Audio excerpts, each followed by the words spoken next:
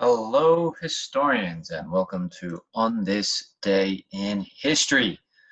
On this day, because yesterday makes today, it changes what happens tomorrow. So here's a short look at what happened on this day.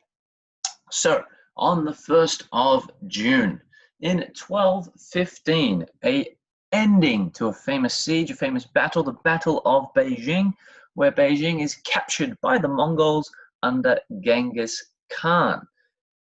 This was one of the major acquisitions of the Mongols in the early days of their empire. And it is also proof that walls do not work, as the Great Wall of China was, of course, designed to keep the Mongols out. Good work, Great Wall of China. I should also point out that if you say Genghis Khan, you have actually been saying it wrong. That sound G didn't really exist in ancient China at the time. So it should actually be Chenghis Khan. But every time you say Chenghis Khan, people look at you like, you mean Genghis Khan? So the wrong pronunciation is considered to be the right pronunciation, even though it's wrong. So when you say it right, you sound like you're saying it wrong. I hope that wasn't confusing for anyone. Now, also on this day in 1533, Anne Boleyn was crowned Queen of England. Now, if you have been a regular viewer of On This Day, you also know that last month, but in 1536, things didn't work out so well for Anne Boleyn. But on this day in 1533, she was feeling pretty good about herself. On this day in 1648, the Roundheads defeated the Cavaliers at the Battle of Maidstone in the Second English Civil War. Now, when we say the Second English Civil War, there's actually been many English civil wars, but this was a more official version. You could call the Barons' Rebellion a civil war. You could call the Peasants' Revolt a kind of civil war. You could also definitely call the War of the Roses, which we've spoken about on this day before, a civil war. So it's difficult to sort of define what an English civil war is, but this was probably the biggest one. But if we look at this picture, we've got the Cavaliers and the Roundheads. Now, if you can figure it out, the Cavaliers and the Roundheads are essentially the people who support the king and the people who support the parliament, who thought they support the people that way. If you look at the Cavaliers and the Roundheads, who looks like they have more money, if you answered Cavaliers, you are correct. They are the ones who support the king. So they are more financed as they represent the lords or the regular established order, if you will, who don't want the king to go, because if the king goes, then the parliament might be able to make all of the laws instead of the king. They might have to share their wealth. Can you imagine if they had to pay the same taxes as everyone else? That would be awful. Yes, hundreds of years ago, rich people tried to avoid paying tax as a big deal, so much so that they went to war over it. Well, there are many other factors as well. Good thing that doesn't happen anymore, and rich people are happy to pay every single cent of their taxes all the time because they understand what it's all about and how it benefits society. No one has ever tried to not pay taxes since then. Now, I realize this is just an audio, so you can't see me winking. So yes, it still happens. People don't want to pay their taxes. In 1880, I thought this was an interesting little one to come up. If you've been paying attention on to the history videos, this actually came up in the history of the everyday, the telephone. On this day in 1880, the first pay telephone began in the United States, when the telephone itself had only been invented, as the modern day telephone, 4 years previous. And on this day in 1946, they introduced something called a television license, issued in Britain, which cost £2. Now, for anyone who is not British or who doesn't live in a country that has a TV license, you might find this ridiculous. If you can detect from my accent, I am Australian. We do not have a TV license in Australia. There is no such thing as having to get a license to watch TV. You just watch TV. When I came over here and I got my first letter saying I owed all this money to have a TV, I thought it was ridiculous. Which leads us to the deep dive of the day. I thought I would explain this for anyone who's not English, but I would also try and explain it from the point of view of how a non-English person would find this ridiculous. So this is how it begins. In 1946, they cost £2. Okay.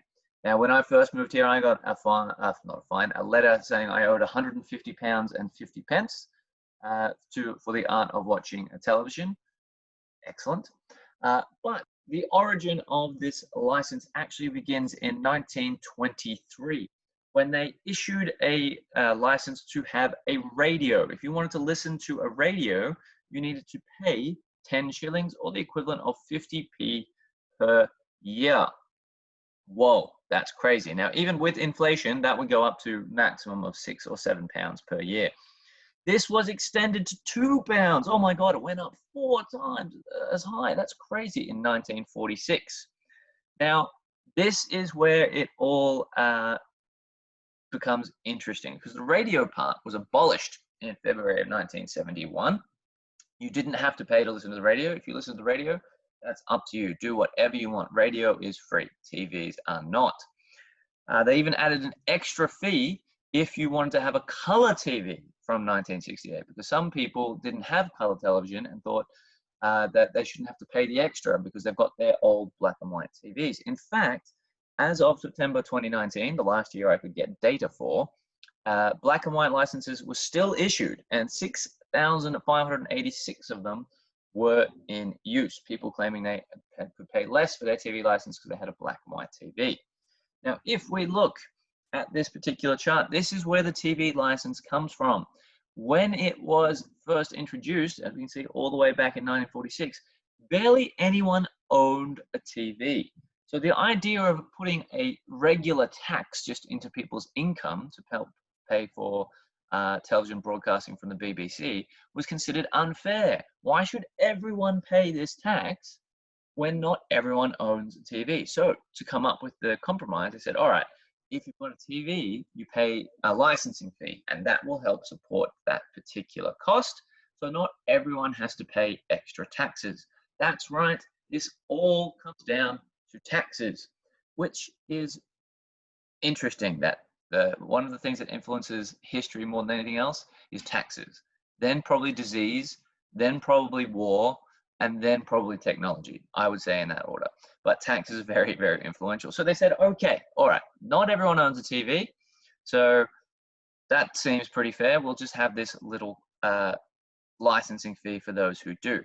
But you can see by the time, or maybe you can't, but by the time we get to, from 1980 onwards, you've got basically 95% of your households that have a TV, which is actually probably more than that because not everyone reported it.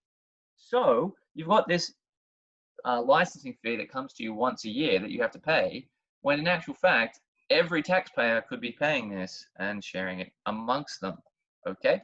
So this is where we get to this sort of ridiculous situation.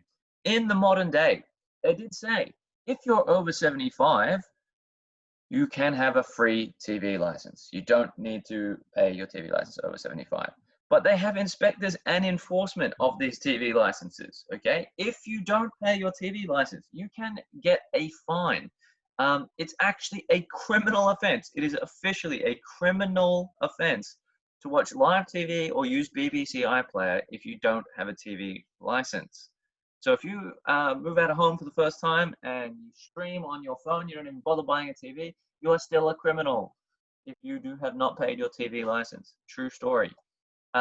You can be prosecuted for this. You can have issued a fine up to £1,000 and have to pay your own court costs to be found to be a criminal. And it will also give you a permanent criminal record as a result, which would mean anytime you are going for a job in the UK, there's a section, have you been convicted of any crime? You would need to tick yes. Now, fortunately, on job application forms, it gives you the option or the ability to explain. So if you ticked, I have been convicted of a crime, yes, you get a little box to say, I didn't pay my TV license, and that is why I have a criminal record, which is kind of ridiculous. But you can imagine a lot of employers might just see, have you been convicted of a crime? They've ticked yes, okay, I'll throw that away without even reading it, which is kind of ridiculous. So some quick maths for you guys. I know you love maths as well as history, of course. So in the UK, there were 25,752,560 TV licenses in force for 2018-2019, according to the TV licensing website. Now, in 2020, that cost is now £157.50. So it was 155 years ago. It's 157 now. So it's gone up. So if we do some quick maths, 157.5 times 25 million-ish TV licenses gives you a grand total of 4,056,028,200 pounds generated just by the TV license. 4 billion pounds and change by the TV license, which is amazing. Now, I should point out there are actually 31.4 million taxpayers in Britain. So if you share that revenue out over every single taxpayer, it should actually only be £129 from each taxpayer. Just want to point that out. And also, if we did that over the course of a year, over your 12 weekly incomes, that is £10.76 a month for every tax person, for every person in Britain to watch television, which is pretty amazing when you think about it. I should also point out, though, in terms of people not paying their TV license, that's actually gone up from 5.2% in 2010 to 6.6% for 2018 and 19. Now, this is what is ridiculous to me. This would be your bills, if you will. Now, if you were planning out your year and you go, okay, I've got this, cool, I've got this coming in, I'm going to go on this holiday. Then all of a sudden you get a letter in the mail that says, oh, by the way, you owe £157.50. Not everyone has that in their bank account. So that can be a bit of an issue as well. Now, you can arrange for a direct debit, which I have now done, which sort of turns it into that £10.76 a month. Oh, actually slightly more because not every taxpayer, but anyway, that's all I think. And you can not notice it that way, but you can imagine, this is my big thing. Imagine if they issued all taxes as a license like this, where they said, okay, it's time for you to pay your contribution into the education system. And so once a year, you get a letter that says you owe £278 or £348 for the military, or you would be thinking this is absolutely outrageous. So they only seem to do it for TV licensing. And the reason for that is, like I say, taxes. If you were to simply abolish the TV license, you would still need to make up that revenue. And people's tax would have to go up by an average of £11 a month. People don't like to pay extra taxes. So by keeping it as the TV license, they don't need to raise people's taxes, but they still get the money, which is pretty useful. That's very political. I should also point out, in terms of that license fee evasion, we can see on this map, there are some places around the United Kingdom where most people are pretty good at paying their TV license, and some places where they are not. So, like we say, it went up. So 6.6% is 1.9 million of eligible taxpayers that do not pay their TV license. So what that means is the UK is technically full of criminals. No wonder they had to create whole other countries to ship them to. And that brings me to Australia again. So I hope we have learned something in this particular video. If nothing else, I hope we can sort of see how ridiculous it is to have a public service that is issued as a license and a tax that is paid once a year with a fee sent to you. If that was done with any other tax, that would be ludicrous.